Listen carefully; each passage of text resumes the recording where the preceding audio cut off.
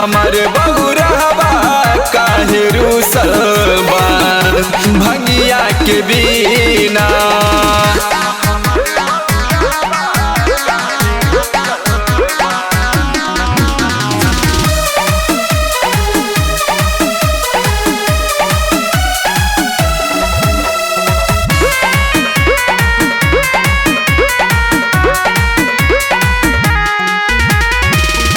मन मर के बैठल बारे केहू से न बोलास, बड़ा डर लागे भोला अखियों न खोला।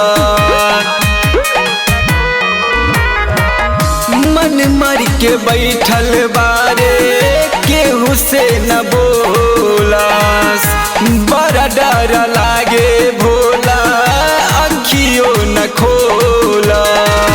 सोची सोची बात उनकर छूटता पसीना, हमर बहुरहबा काहे रूसल बा भंगिया के बिना। हमर बहुरहबा काहे रूसल बा भंगिया के बिना।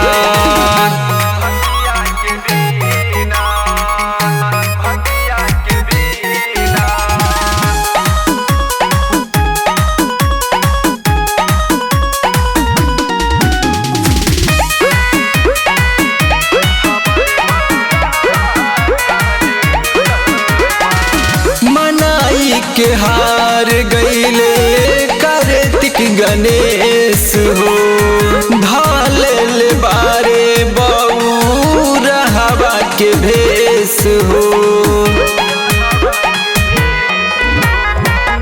मनाई के हार गईले कार्तिक गणेश हो, धाले बारे बहुरहबा के भेष हो।